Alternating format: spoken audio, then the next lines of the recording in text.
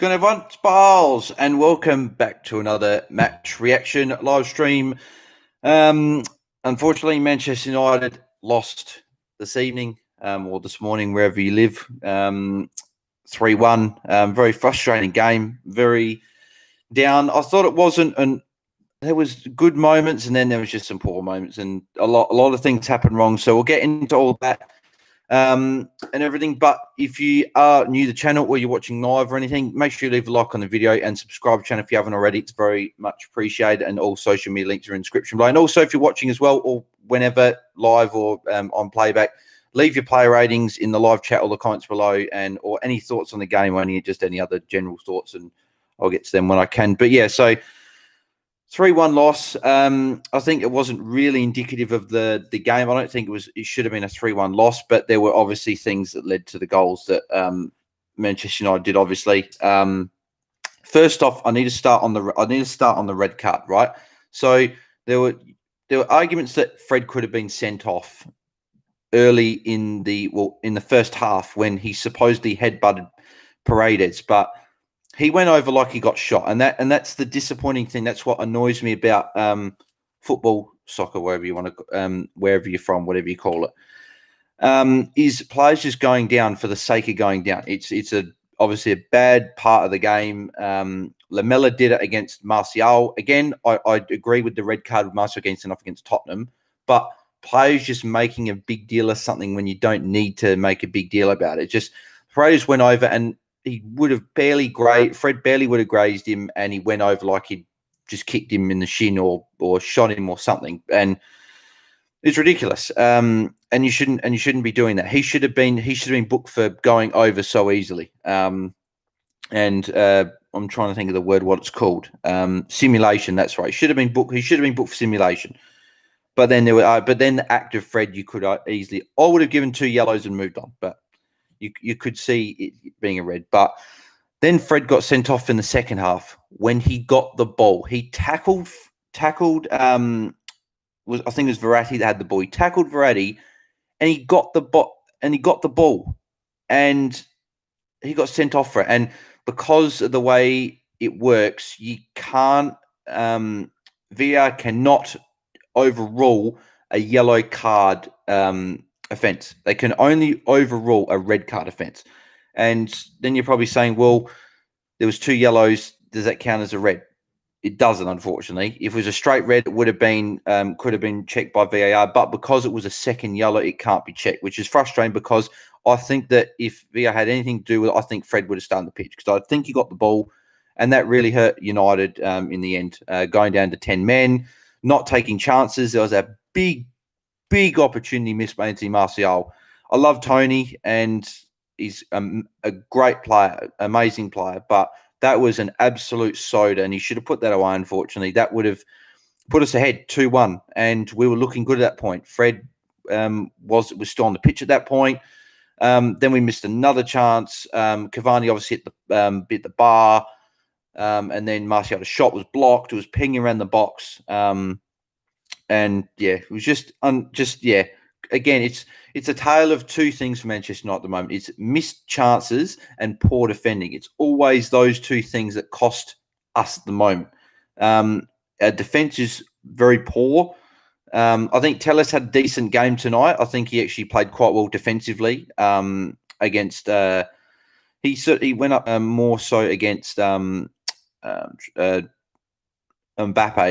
And, well, he had a bit of both, actually, because Neymar sort of switched over, and then Mbappe sort of switched over as well. But I thought Telles had a good game defensively. I thought Wan-Bissaka had a good game defensively. It's those 2 centre-backs, Lindelof and Maguire. I think if Tuanzebe was not suspended for, I think he had too many yellow cards. If he wasn't suspended, I would have started him. Obviously, Luke Shaw, he was sort of on the brink of possibly being ready or not, but I wouldn't have played him because he's just come back from injury, which was a shame, because if he was ready, I would have probably played a back 5 with Shaw as a left centre back, and then having maybe like Lindelof and Maguire. But I would have had maybe Maguire and Tuanzebe in this game if you could have. Obviously, Tuanzebe wasn't available, so we can't really discuss that. But yeah, and he keeps persisting with Fred and McTominay. I know that it's like, you look at it, it's very safe for defense, but McTominay just can't doesn't cut the mustard when he is like when he's playing in defensive. He just doesn't have the pace. He doesn't have the composure. He has good moments. He has good snippets here and there, but he's not cut up for the level, especially of European football as well. Against PSG with quick attackers like Neymar and Mbappe and Moise Kean and guys like that, like nervous when he got the ball because he just looked like every time he tapped. Hang on, connection's unstable. Hang on. Sorry about that. Connection unstable. My internet is shocking. I don't know why it is. So, Karan Singh, you're right about Axel. Yeah, I wish that he was available today. And I wish he'd be given a bit more of a run as well. I think he's a quick centre back. Put him next to either one of Lindelof or Maguire. Great. But Maguire and Lindelof are just too slow together as a partnership. They work in a back three and a back five, but they can't work in it as a duo centre back. But yeah, every time Mbappe got the ball, I was very nervous. Like Neymar didn't really faze me, fun enough, and he scored 2 goals. So, but he didn't really faze me too much. Like he did bits and pieces here and there, but I thought Mbappe was the more dangerous of the two. And every time he got the ball, I was just really nervous, and it showed in the end he probably should have put another chance away. So he could have, but that was obviously when United were pushing all their numbers forward, and we were down to 10 men. So maybe if Martial finished that chance and Fred doesn't get sent off 2-1 United's way, maybe the game swings away. But it's a game of inches. It's just a game of inches. Just you got to take chances, and unfortunately, at this level, if you don't take your chances, you're going to get punished at the other end. I knew that the first 20 minutes half. I thought we played really well the first 15, 20 minutes of the second half. I thought we started the game really sluggish in the first half, but the second half we started really well. I thought in the first 15 minutes, but when it got to 6 minutes, we should have made subs. Like I agreed with Fred staying on the second half, but I would have probably taken him off and brought Van der Beek on and gone a little bit more attacking because you're trying to win the game. Because if we win the game, win the group, and then we can rest players against Leipzig. Now we can't do that now. Now we've got to go to Leipzig and we've got to get a minimum a draw to just get through. But if we get obviously 3 points, I think that we can. Can we win the group? I'm not sure. I can't remember. I don't know if we can win the group. I think we can still win the group if we win, but we still got to win. It's very, very nervous wait, that's for sure. Because we were thinking probably half time when 1-1, we're thinking, well, we could win our group and go straight through or be guaranteed a spot. But this time next week, Manchester United could be in the Europa League and Ollie could be in big trouble. We could lose. Like, this is, again, the thing that I talk about in every single review. If you watch these reviews, I talk about it. We win 3 games in a row, then we lose some. Then we win some, then we lose some. It's just like a yo-yo roller coaster. Just we've got to get some consistency and good performances of just 10, 15 games of being undefeated. Like what happened when Ollie first came in, when we had such a good run and we were like, 15 or something unbeaten or something crazy. And then we had obviously a bad run at the end of that season. But just more consistency is needed. And it's so frustrating. And I'm sure every Manchester United fan can agree with me with that. It's just very frustrating. But yeah. And then the other thing I need to talk about as well is just, I'm not the biggest fan of PSG anyway, which is but that's the other reason I'm disappointed we didn't win. They just, the amount of times their players went over just with challenges that we barely touched them. We won the ball, we barely touched them, and then Neymar's going over like he's done his ACL, and Paredes has gone over, obviously, with the Fred incident. Herrera was very much like that when he's United going over, but Van der Beek didn't really get in with the bad change, and he's going over like he's dislocated his ankle. So I'm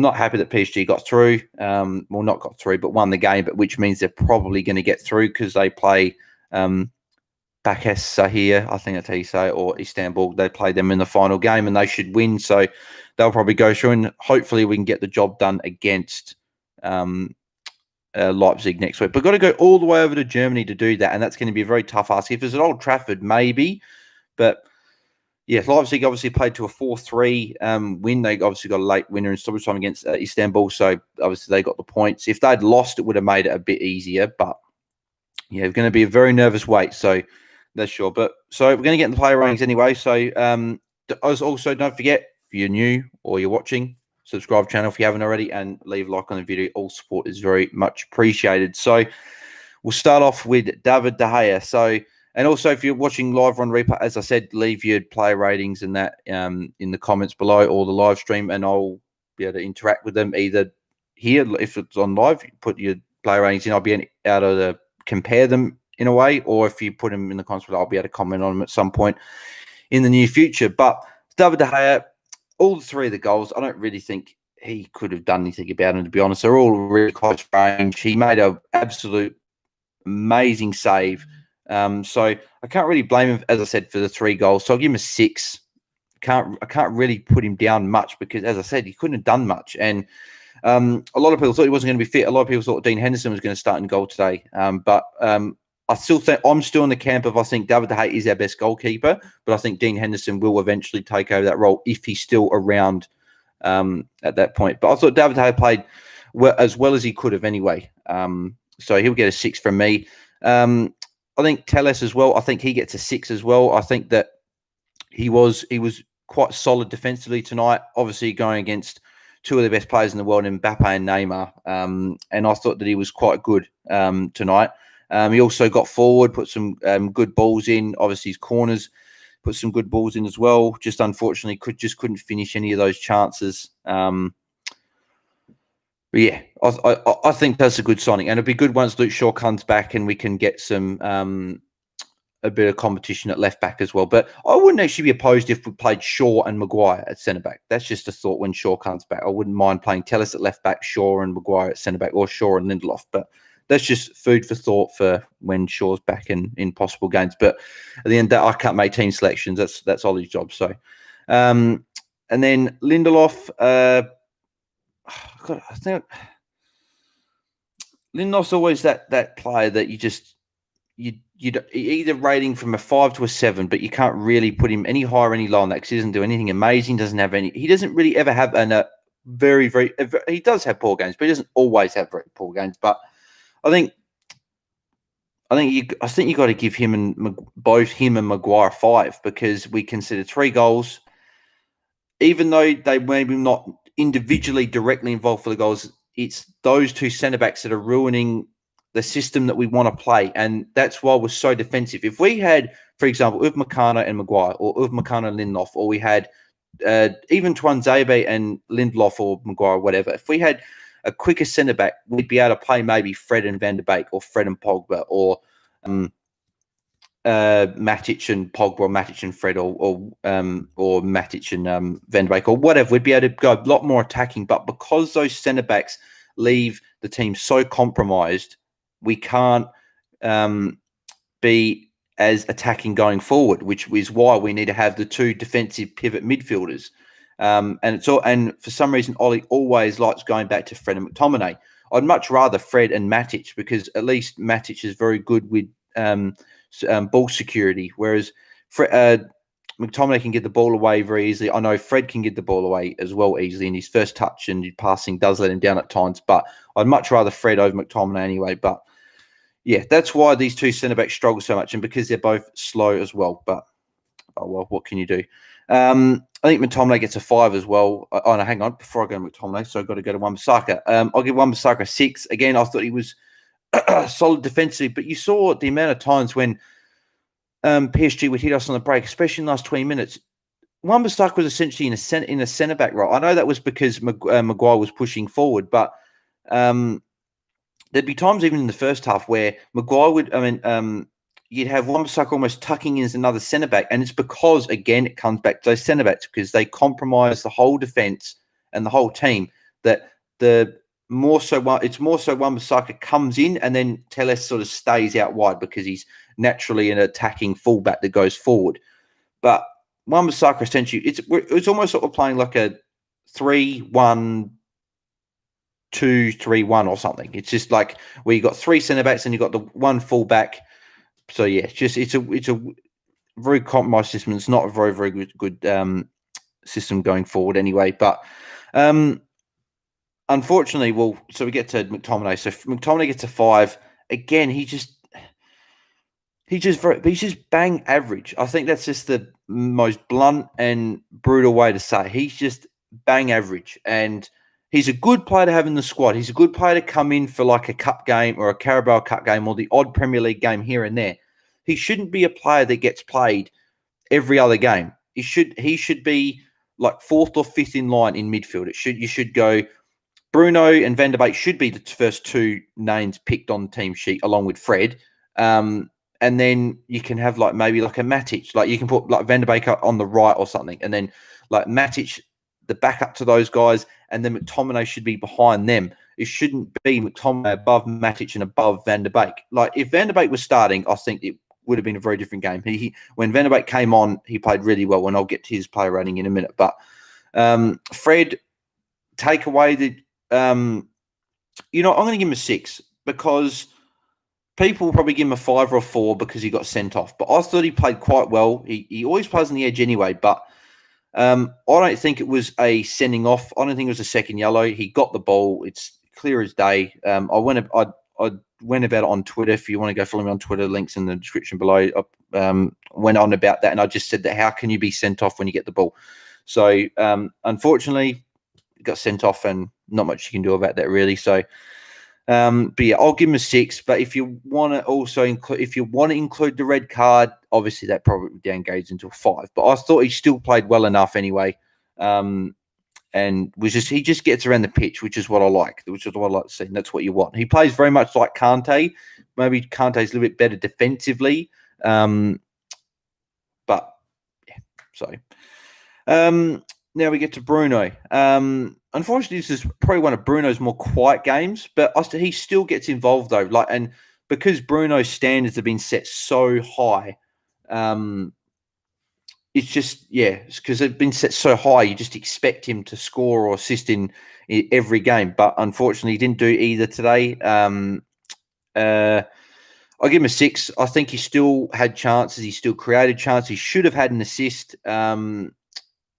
And yeah, he can't do much when people can't finish off easy chances. So, but yeah, I think Bruno still gets a 6. And that was his quiet game. So, yeah, and I think he looked tired as well. I think that obviously because he's the focal point of the team, we can't afford to rest him because we are so much better with Bruno on the team. And then when we take him off, we just look that much worse unless we have like Van der Beek and Pogba on to replace Bruno. But yeah, so Bruno gets a 6 for me. Marcus Rashford, I thought Rashford actually played very, very well today. I thought he responded well after playing quite poorly on the weekend against Southampton. He was running I do like him on the right because when he's on the left, he always cuts inside and wants to have a shot or wants to do one too many things with it. Whereas when he's on the right, he has the license to take on a player, get to the byline and cross it in, or just get to the shooting position and then shoot across the keeper or put an absolute power shot into the near corner. And I think he looked really dangerous today. And I think that he had Diallo. I think that's who he played at left back, Diallo. I think he had him on toast. I think he had him on toast a lot of times. There was the chance, obviously, with him and Cavani, putting him, obviously, the 1-2, and then obviously sending it to Martial, which obviously, as I said before, should have been finished. And then there was another one where Rashford got involved, and then Cavani chipped it and obviously hit the bar. But yeah, I think Rashford gets a 7. I think he played really well today, and I think he is fully deserving of that rating. I think he was one of the better players on the pitch, and I think he could quite easily get man of the match at the end of the day. So, and then Tony as well. I think Tony gets a 6. It could have been a lot different if you put that chance away. I think he still had good moments. He's obviously been sick. He's coming back from that. He obviously had a very poor start to the year, but his hold-up play is still very, very good. And people are going to bang on about it. Oh, he's not scoring goals. He's not scoring goals. Not doing this, not doing that. But obviously, he should have finished that chance that he had. But he's playing as a left winger now because we have Cavani playing. When he's playing at the number 9 up front, that's when you can say, why isn't Martial scoring goals? Why is he not doing this? But he's going out to the left because Cavani is now our main striker at the moment because Cavani's been playing really well. So you can't expect Martial to be scoring a goal every other game being on the winger. Not being on the winger. Yeah, it's good English bars. Being on the wing, you can't expect to score a goal. Like the only people that have ever really done that has been guys like Ronaldo and Messi when they've played on the left and the right when they've been able to score a goal pretty much every game. But they're very few and far between those players, as we are all aware. So, Yeah, I think Marcel gets a 6, and I thought he played pretty well. And then Cavani as well. Okay, so I'm thinking either a 6 or a 7 for Cavani. I think I'll probably give him a 6. It was really unfortunate that chance didn't go, because it was a delightful chip that went over and it hit the bar. And again, the football's a game of inches, and just you put that chance away. That makes it should have been 3-1. It should have been Cavani's goal should have gone in, and then just before that, Marcel should have scored. It should have been 3-1. It should have been, and then it probably 5-1, because PSG would have pressed forward. They would have had us, and we would have been hopefully hit them on the counter. But obviously, it turns into 3-1 PSG's way. So, but yeah, he gets a 6, I think, for me. Then we go to the subs. So Greenwood gets a 6. He had some good moments when he came on. Obviously didn't, but that's the other. Oh, shit, sorry about that. That's the other thing. Ollie left the substitutions too late again, and he does this all the time as well. On the weekend against Southampton, he made the subs quick. He obviously brought De Gea off for Henderson, and then he brought Cavani on within the first couple minutes, right? He made those subs early, and it changed the game. PSG made their subs early, changed the game. Ollie left his subs too late. Fred got second yellow, got sent off, whereas he might have been able to take Fred off, because we had guys like Van der Beek to come on the bench. We had Matic to come on, I think, Matic on the bench. We had Matic to come on as well. You could have brought Matic on for Fred, and you could have had Fred and McTominay there. But I would have brought off both McTominay and Fred around the 60th minute, and I would have brought on Matic and Van der Beek. I would have seen what those two could have done together, because we haven't seen that partnership. We've seen Fred and Van der Beek, and we've seen Fred and McTominay, and Fred and Matic, and McTominay and Matic. We haven't seen Van der Beek and Matic yet, and I think it'd be decent as well. And that's what I was hoping to see. But unfortunately, Ollie left the subs too late. Fred got second yellow, sent off, and it was just very hard to come there. And then he brings off Cavani and Martial, and the two guys that are probably going to be scoring goals. If I would have taken off one of the CDMs, and I would have maybe I would have taken Cavani off a little bit later, obviously, like he did, but I wouldn't have taken Tony off. I would have brought on more. I just would have gone more attacking, because you had nothing to lose. But unfortunately, just the wrong decisions for there. But yeah, Greenwood gets a 6. Pogba came on. I think Pogba did have an influence coming on, unfortunately, with 10 men and being 2-1 down. I think if he came on at 1-1, I think that he would have had a good game. So he looked really good. So he gets a 6. He only had about 20 minutes to work with, but I think he did look good coming on. So hopefully when he starts to get fit again, maybe he can be integrated within the starting 11 as well, and we can see. I would still love to see a diamond midfielder, Fred as a CDM, Pogba, Van der Beek and Bruno, but we can't play that because of the two centre-backs, because they compromise so much, compromise the system so much. But I would love to see that diamond 4, but we're never going to do that because it's way too attacking. But yeah, so who else have we got? We got Pogba. We went through Greenwood. No, the subs have escaped me now. Agalo 6. He only came on for like a minute. If that. Van der Beek came on. I think Van der Beek came on and looked really, really good. So I'm actually going to bump him up to a 7 as well, because I think that he did come on. His passing was crisp again. He made good runs. He made the right pass. His ball security, especially for a more attacking midfielder, is very, very good. And and he came on and made a difference. And I thought yesterday when I watched the press conference and you got Van der Beek there with Ollie, I thought, Van der Beek's going to start, isn't he? He's in the press conference.